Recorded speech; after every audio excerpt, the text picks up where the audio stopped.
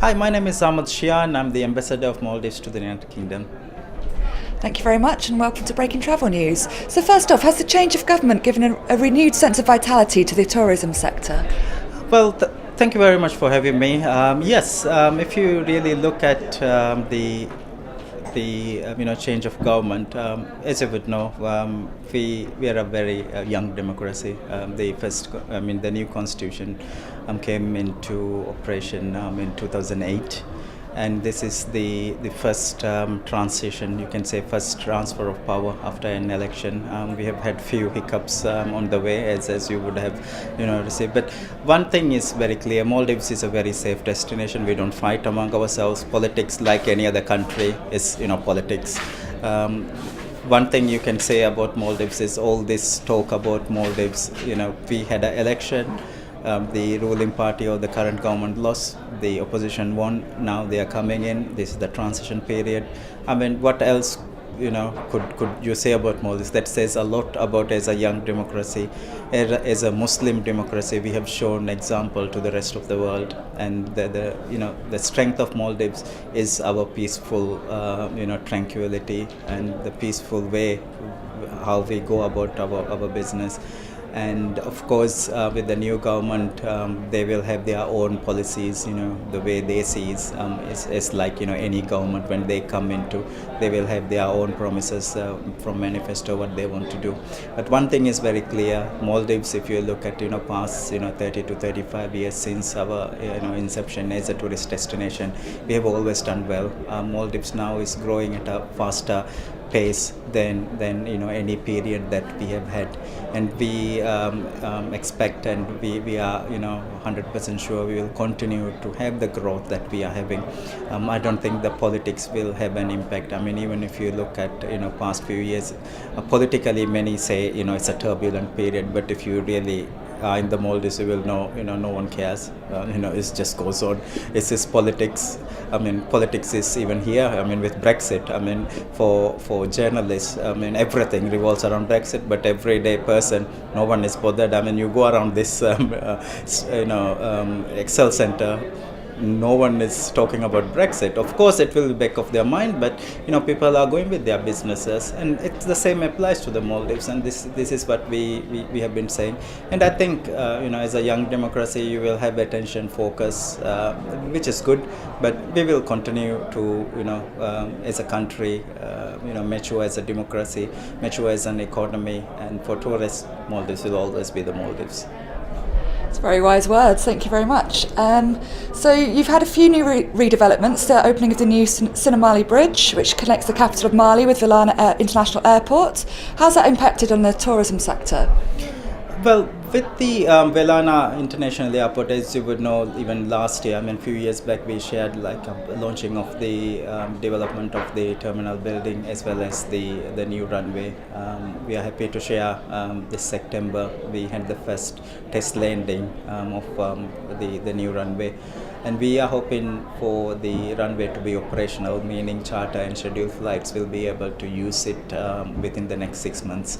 The terminal building by end of next year, it will be done. There's still quite a lot of technical work or supporting infrastructure work that needs to be done. As you would know, there's the seaplane hangar, which is you can say our bus system, where when all the passengers land at Velana, they are distributed through the seaplane. The seaplane hangar is in the I would say east side of the island. So now it's being moved where a new hangar will be developed in order to complement the new terminal building. Once the runway is operational, when it's open for charter flights and scheduled flights and for normal landings, it will be able to turn over airplane landing from now we have 13 to 15 minutes, but once the new runway is operational, it will be 3 minutes. That means we'll be able to give prime landing slots to many airlines which they have been asking, which we have been unable to give those landing slots. So a huge bottleneck has been solved with the new runway, and we believe that will give a boost for airlines and the arrivals. Yes, and talking about that runway, which are the sort of operators you hope to attract with the new runway? Um, there are many new airlines that are interested. Even today, I have had 3 meetings with airlines who are interested in increasing their already existing operations, and also new airlines who wants to start. Part of the problem has been everyone wants the prime landing slot, which is the morning and noon, because then you get the full day in the Maldives. You don't want 4 long haul destinations to spend overnight somewhere and then go to your final destination or final resort. Um, Most of the passengers are transferred through seaplanes. Seaplanes are visual flying, that means they don't operate in the night. So now what we are able to do is we will be able to give those landing slots. For example, Air France, who have direct flights. If they leave 9 or 10 in the evening from Paris, by morning they can arrive. But the problem is those landing slots for the morning are already taken up. So now with the turnover from 15 minutes to 3 minutes, basically would allow now more landing slots to be available. And this is attracting quite a lot of airlines. So operators will come into play, and we are hoping, we are pretty sure that by mid next year we will have the frequency and the numbers that we need, especially through the airline passengers. Problem being such a popular destination. Are you concerned at all about over-tourism? With more than 1 million guests visiting each year compared to a population of just 500,000, is there a danger of a backlash against tourism?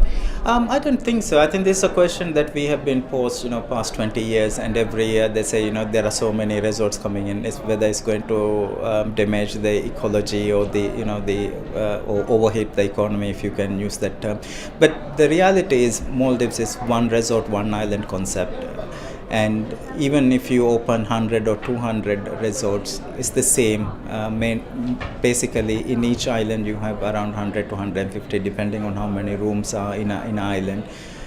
We have very strict environmental laws. For example, 30% of the island can be developed. No building taller than the tallest coconut tree can be built. So you see the natural, island whenever new resort is open. It's the same concept. And this year, if you look at, I think we have 15 to 20 new resorts that have been opened up. But again, it's not going to have an impact on ecologically or even to the industry. Still, the biggest complaint that we get is Maldives is too expensive. And whenever you want to travel, especially in the peak season, upcoming winter period, we are operating at nearly full capacity. So there aren't any, rooms or resorts. Now we are trying to cater into that. And the other main reason is we are varying our product. Earlier, we were only known as a honeymoon destination or, once in a lifetime visit. But now we have, for families, there are new resorts that have been opening up. So it's a totally new segment. Now we have people who come to the Maldives just to celebrate, have anniversaries. There are people who are traveling for surfing. And now there's a new development that is going to cater for shopping as well. So you are talking about different segments being opened up. Earlier, we were largely known as just a honeymoon destination, but now Maldives is more than that. Even if you look at the guest houses, so for the mid-range or the low-mid-range, again, we have the products for that.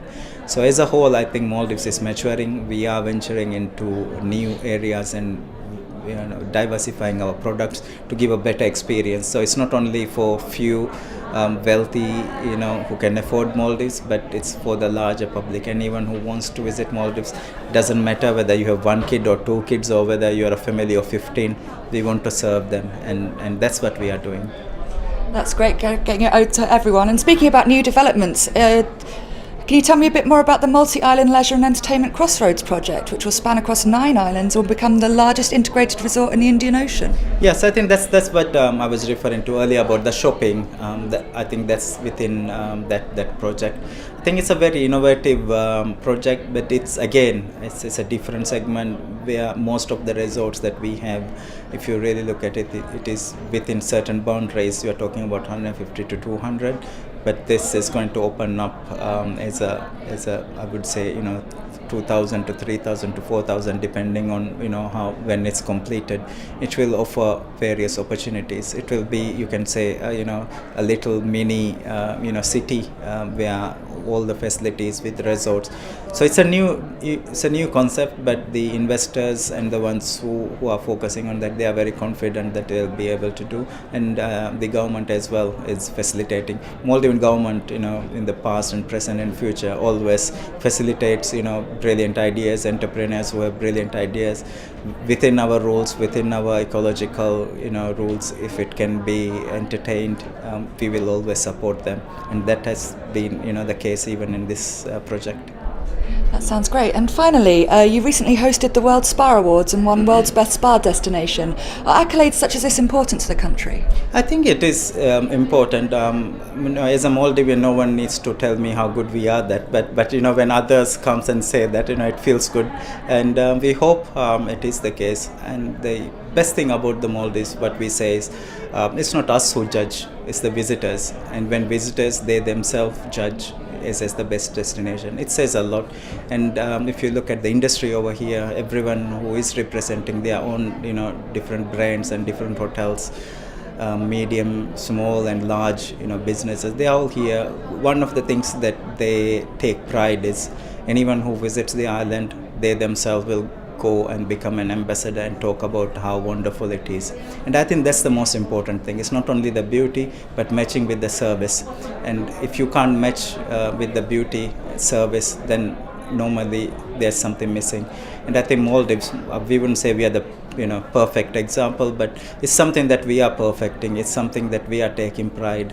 And every year we are doing various new things, whether it's spa or underwater hotel. I mean, just yesterday CNN covered, as you would know, the first underwater hotel being opened. So again, it's something to talk about, and we are very proud, being the leading destination with leading products, where everyone comes and talks and becomes the industry standard bearer, everyone to look up.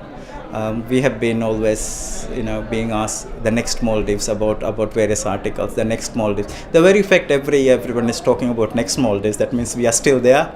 And it's with these products, and it goes, a lot of hard work goes in order to be in this position. Believe me, around the clock we work. We make sure, even if someone is stranded in Gatwick saying, their passport has run out, only 4 months left, how can they go?